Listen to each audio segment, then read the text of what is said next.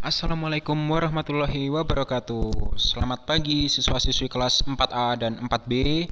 Nah, pagi hari ini kita akan belajar kembali bersama-sama dengan Pak Rizal dan Pak Andre. Bagaimana pagi hari ini? Semangat semuanya? Oke ya, Pak Rizal harap semuanya tetap semangat ya, walaupun kita belum bisa masuk sekolah secara bersama-sama ya. Sebelum belajar pada pagi hari ini, Pak Rizal ingatkan terlebih dahulu untuk kalian, sholat duha jangan lupa, sarapan, terus cuci tangan, dan yang terpenting jangan lupa untuk sarapan supaya kalian mempunyai tenaga untuk belajar ya. Oke, sebelum belajar alangkah baiknya kita berdoa terlebih dahulu supaya ilmu yang kita dapat pada pagi hari ini bermanfaat dan berguna. Amin. Ya, berdoa dipersilakan. Amin. Amin. Ya, berdoa selesai. Nah, oke, untuk pagi hari ini kita akan belajar tentang indahnya kebersamaan. Nah, hari ini Pak Rizal akan menjelaskan atau memberi kalian wawasan tentang keanekaragaman suku bangsa di Indonesia ya, masih seputar tema indahnya kebersamaan. Oke, kita mulai. Nah, kita mulai dari apa ya itu keragaman suku bangsa di Indonesia. Nah, kalian perhatikan gambarnya. Ada gambar peta Indonesia, ada gambar orang-orang yang memakai pakaian yang berbeda-beda pula. Nah, itu adalah ciri khas suku bangsa. Oke, nah, kita lanjutkan. Nah, suku bangsa, kalian pasti tidak asing dengan kata-kata suku bangsa. Nah, suku bangsa, apa ya suku bangsa itu? Nah, suku bangsa adalah kelompok manusia yang memiliki perasaan atau persamaan ciri dan budaya. Nah, kesamaan suku bangsa sangat berkaitan dengan asal-usul, tempat, asal, dan kebudayaan. Nah, perlu kalian tahu ya, terdapat sekitar 1340 suku bangsa di Indonesia. Nah, mereka tinggal di berbagai pulau yang ada di Indonesia, mulai dari Sabang sampai Merauke. Nah, Pak Rizal ambil contoh. Nah, di antara suku bangsa yang ada di Indonesia, suku bangsa yang mayoritas ada di Indonesia adalah suku Jawa. Nah, diperkirakan ada 40,2% dari total jumlah penduduk Indonesia. Nah, dan mereka itu kebanyakan bermukim atau tinggal di wilayah Pulau Jawa. Lalu ada Pulau Sumatera, Pulau Kalimantan, Sulawesi, dan Bali. Tetapi yang paling banyak mereka tinggalnya di Pulau Jawa. Selanjutnya, nah, dari suku-suku yang banyak tadi, mereka tinggalnya menyebar, tidak hanya di satu pulau, tetapi di pulau-pulau lainnya. Nah, seperti Pulau Jawa yang kebanyakan dihuni oleh suku Jawa. Lalu ada Pulau Sumatera yang dihuni oleh suku-suku yang ada di Sumatera seperti Aceh, ada orang Minangkabau, lalu ada orang Lampung. Nah, itu macam-macam suku yang mendiami di suatu pulau. Nah, dan mereka itu menyebar dari Sabang sampai Merauke. Kita lanjutkan. Nah, Pak Rizal ambil contoh. Nah, ini dia. Ada suku Jawa. Nah, dari tampilannya, dari fisiknya, mereka mempunyai ciri khas. Nah, ciri khasnya apa yang paling mudah diketahui? Nah, yang ada di atas kepala, nah itu ada apa? Blangkon. Nah, itu seperti penutup kepala yang menjadi ciri khas suku Jawa. Nah, kalian perhatikan pakaiannya dari atas sampai bawah. Nah, itu menjadi ciri khas orang Jawa atau suku Jawa. Nah, lalu kita bedakan atau kita lihat dengan orang mana ya? Oh ya, ini suku Papua. Nah, mereka mempunyai bentuk hiasan pakaian yang berbeda pula dengan orang Jawa. Nah, bisa kalian perhatikan. Nah, itu hiasan kepalanya beda dengan hiasan atau ciri khas pakaian orang Jawa. Nah, itu menggambarkan ciri khas daerah mereka masing-masing. Lalu, suku Dayak dari Kalimantan. Nah, sama seperti suku Jawa dan suku Papua, mereka mempunyai hiasan yang mempunyai ciri khas dari daerah mereka. Nah, itu ada hiasannya seperti apa itu? Seperti bulu-bulu hewan. Nah, itu menandakan kalau mereka itu banyak yang tinggal di hutan. Lalu kita lanjutkan.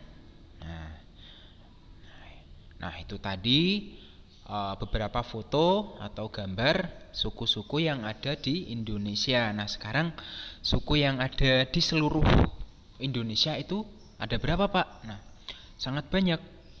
Hampir di setiap provinsi atau di 34 provinsi mempunyai ragam suku bangsa yang berbeda-beda pula. Nah, bisa kalian lihat pada daftar ragam suku bangsa di Indonesia. Mulai dari ini Pak Rizal ambil 15 provinsi ya. Sebenarnya ada 34 provinsi. Nah, itu ada dari Provinsi Aceh sampai Daerah Istimewa Yogyakarta. Nah, bisa kalian perhatikan. Nah, sangat banyak ya. Nah, kita lanjutkan. Oke. Nah, ini adalah keragaman bentuk budaya di Indonesia. Nah, dari suku-suku yang ada di Indonesia tadi, mereka memiliki ciri khas yang berbeda pula. Nah, itu menandakan bahwa mereka punya bentuk budaya atau kebudayaan yang berbeda pula. Nah, bentuk kebudayaannya seperti apa, Pak? Nah, kita akan bahas lebih lanjut ya. Kita lanjutkan dulu.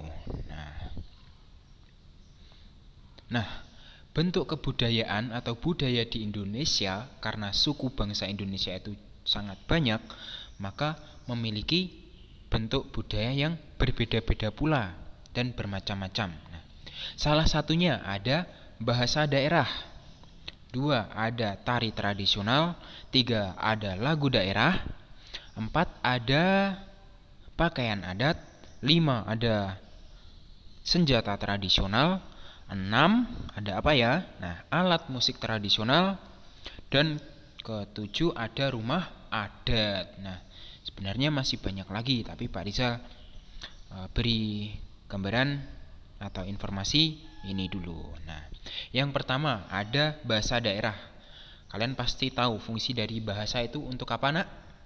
Ya, untuk berkomunikasi. Nah, bahasa daerah itu digunakan oleh suku bangsa tertentu di suatu daerah. Nah, gunanya untuk komunikasi sesama suku mereka. Seperti kita, orang Jawa berkomunikasi dengan bahasa Jawa, orang Sunda berkomunikasi dengan orang Sunda. Nah, terdapat 546 jenis bahasa di Indonesia. Wah, sangat banyak sekali ya, berarti nggak hanya bahasa Jawa saja, tetapi banyak bahasa di Indonesia. Nah, kita lihat daftarnya. Oh, ternyata di Indonesia itu bahasanya sangat banyak. Ini Pak Rizal ambil bahasa-bahasa yang ada di beberapa pulau di Indonesia. Ini sebenarnya itu masih banyak sekali ya. Kalau Pak Rizal sebutkan semua nanti penuh ya. Nah, seperti contoh di Sumatera itu ada bahasa Aceh, bahasa Batak, bahasa Minang. Nah, di Pulau Jawa ada bahasa Betawi, bahasa Sunda, bahasa Jawa, dan bahasa Madura. Nah, bisa kalian simak, kalian perhatikan, itu ada bahasa-bahasa yang lainnya. Kita lanjutkan lagi, Nak. Nah, yang kedua ada tari tradisional. Nah, siapa di sini yang suka tari? Nah, tari itu adalah bentuk kesenian atau seni yang menggunakan gerak tubuh sebagai yang ditunjukkan, yang ditampilkan. Nah, ini dia. Seperti contoh tari yang ada di daerah Jawa Timur ada tari remo, yang ada di Bali tari kecak. Nah, itu memiliki ciri gerakan dan pakaian atau tata rias yang berbeda-beda pula. Nah, lalu ini dia daftar tari tradisional di Indonesia. Nah, banyak sekali ya tari tradisional di Indonesia. Nah, Pak Rizal ambil contoh 10 provinsi yang memiliki tari daerahnya masing-masing. Nah, seperti Provinsi Aceh ada tari Saman, Provinsi Jambi ada tari Sekapur Putih. Nah, ada Provinsi Kepulauan Riau ada tari Joget Lamba. Nah, itu menjadi beberapa ciri khas tari di wilayah Indonesia. Kita lanjutkan lagi. Nah, yang ketiga ada lagu daerah. Nah, lagu daerah itu juga termasuk kebudayaan atau bentuk kebudayaan daerah. Nah, lagu daerah ini merupakan lagu khas dari suatu daerah yang menyanyikan atau yang dinyanyikan dalam bahasa daerah tersebut. Seperti contoh lagu daerah Gundul-Gundul Pacul. Nah, itu ciri khasnya apa, Nak? Bahasanya menggunakan bahasa Jawa. Lalu ada lagu daerah Apose dari Papua. Itu menggunakan bahasa apa, Nak? Bahasa Papua yang menjadi ciri khas daerah tersebut. Ya, jadi satu daerah dengan daerah lain itu berbeda. Kita lanjutkan lagi. Nah, ini adalah daftar lagu daerah di Indonesia. Nah, ada Aceh, Sumatera, Riau. Nah, ya, kalau kalian perhatikan itu banyak sekali. Next, kita lanjutkan. Nah, yang keempat ada pakaian adat. Nah, pakaian adat ini juga termasuk ciri khas atau kebudayaan daerah. Nah, pakaian adat ini gunanya untuk apa ya? Nah, pakaian adat ya kegunaan utamanya itu untuk menutupi anggota tubuh, sama seperti pakaian yang kalian gunakan, kalian kenakan. Nah, tetapi pakaian adat itu mempunyai ciri khas dan hiasan yang berbeda-beda.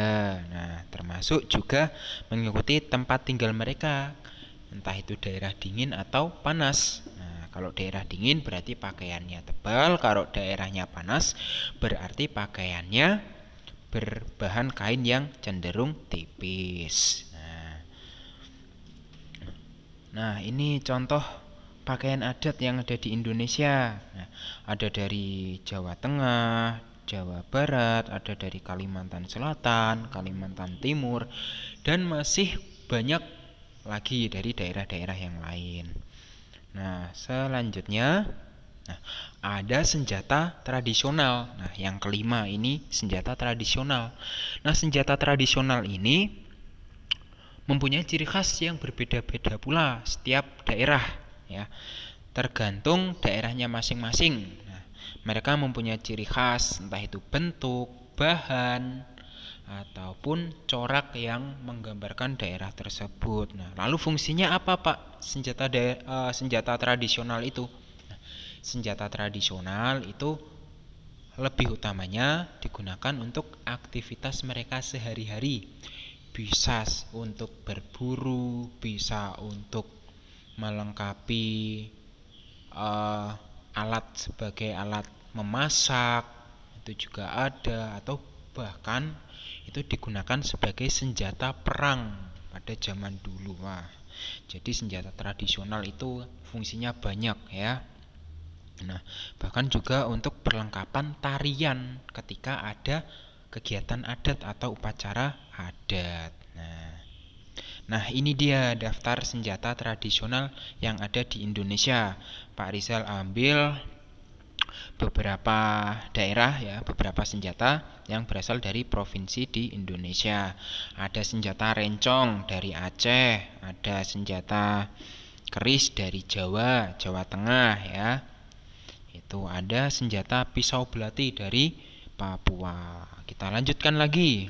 Nah, yang keenam ada alat musik tradisional. Nah, alat musik tradisional ini juga merupakan kekayaan atau bentuk kebudayaan daerah. Nah, alat musik, yang namanya alat musik itu pasti digunakan untuk menyanyikan lagu, bermain musik. Nah, ini memiliki bentuk, bahan, dan cara bermain atau cara dimainkan yang berbeda-beda pula.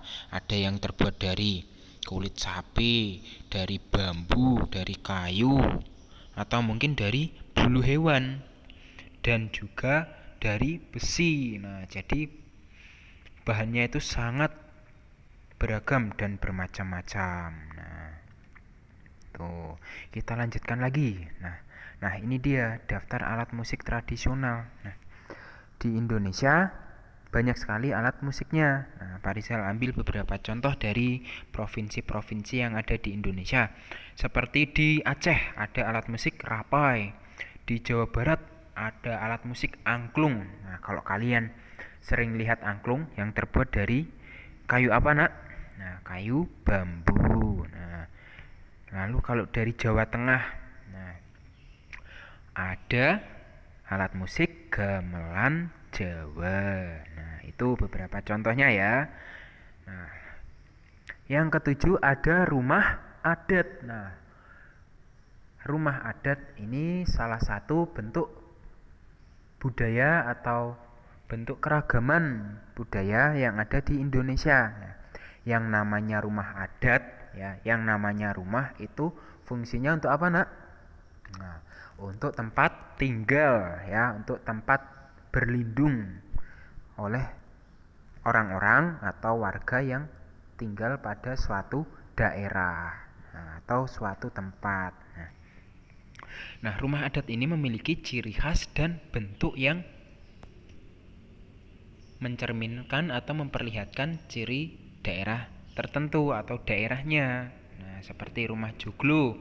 Kalau kalian perhatikan bentuknya berbeda dengan rumah panggung, dengan rumah honai. Lalu apalagi ya? Banyak sekali rumah-rumah adat yang bentuknya itu mempunyai ciri khas yang berbeda-beda tergantung daerahnya. Nah, kita lanjutkan. Nah, ini dia daftar rumah adat daerah yang ada di Indonesia.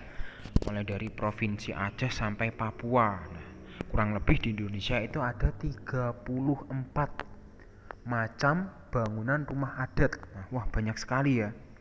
Nah, sangat banyak dan sangat beragam bentuknya. Itu ya.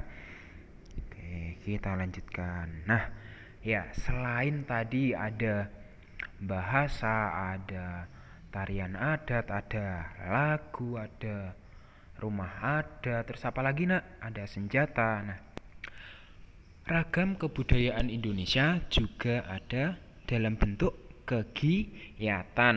Nah, kegiatannya apa? Seperti ya, Pak Rizal ambil contoh ini ada kegiatan karapan sapi dari Madura, Jawa Timur.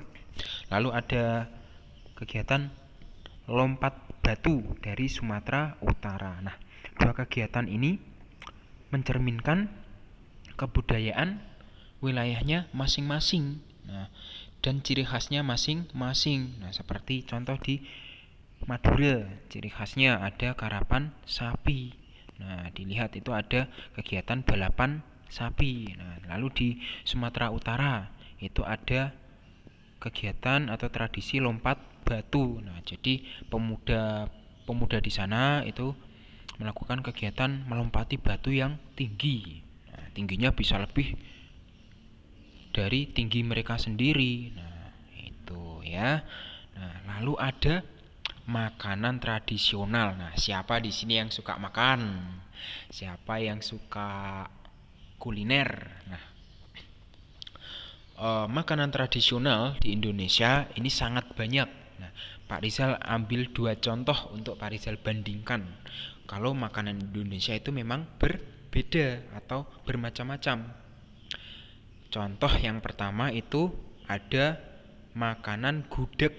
Nah, dari daerah Yogyakarta. Nah, lalu yang kedua ada nasi rawon dari Jawa Timur. Kalau kalian perhatikan, coba perhatikan dari tampilannya, dari sajiannya, berbeda tidak? Nah, berbeda ya. Nah, walaupun sama-sama ada telurnya, ya kalau kalian perhatikan sama-sama ada telurnya, tetapi apa? Ciri khasnya berbeda. Yang satu berkuah, yang satu tidak. Nah, otomatis pasti bumbunya juga berbeda ya. Nah, itu merupakan ciri khas masakan dari daerah Indonesia. Nah, itu ya. Itu baru 2 contoh. Nah, kalau kalian cari tahu kembali, kalian cari tahu lagi, itu sangat banyak contoh makanan tradisional Indonesia.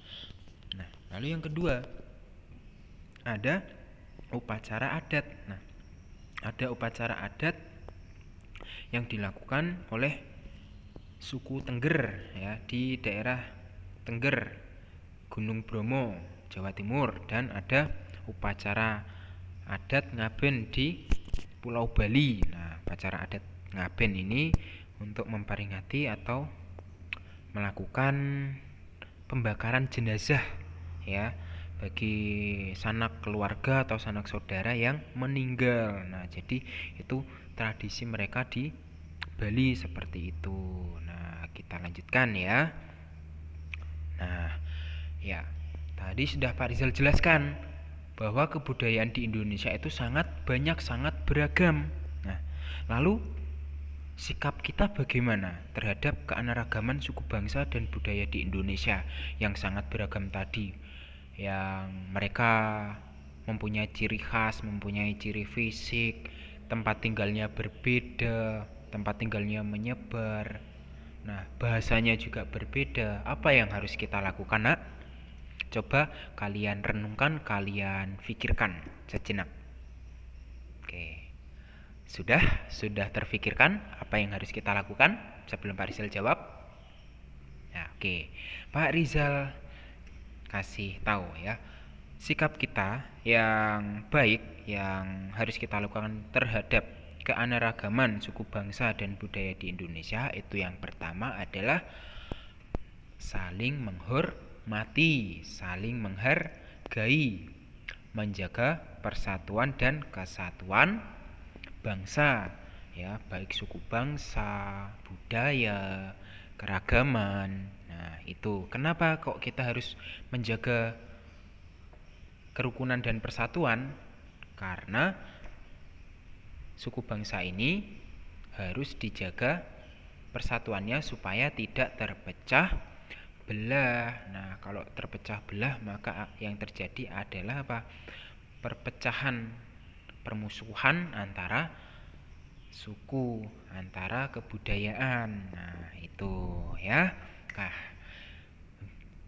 ya, untuk belajar kita pada pagi hari ini Pak Rizal cukupkan. Nah, semoga ilmu yang Pak Rizal dan Pak Andre berikan untuk kalian bermanfaat. Jangan lupa tetap kalian pelajari, tetap kalian resapi dan kalian mengerti. Nah, supaya berguna untuk bekal hidup kalian. Ya, mungkin itu saja dari Pak Rizal. Ya, pesan Pak Rizal jangan sampai lupa rajin ibadah, sholat duha, sholat wajib, jaga kesehatan, jangan lupa makan, dan jangan lupa cuci tangan. Oke, Pak Rizal akhiri sekian. Assalamualaikum warahmatullahi wabarakatuh.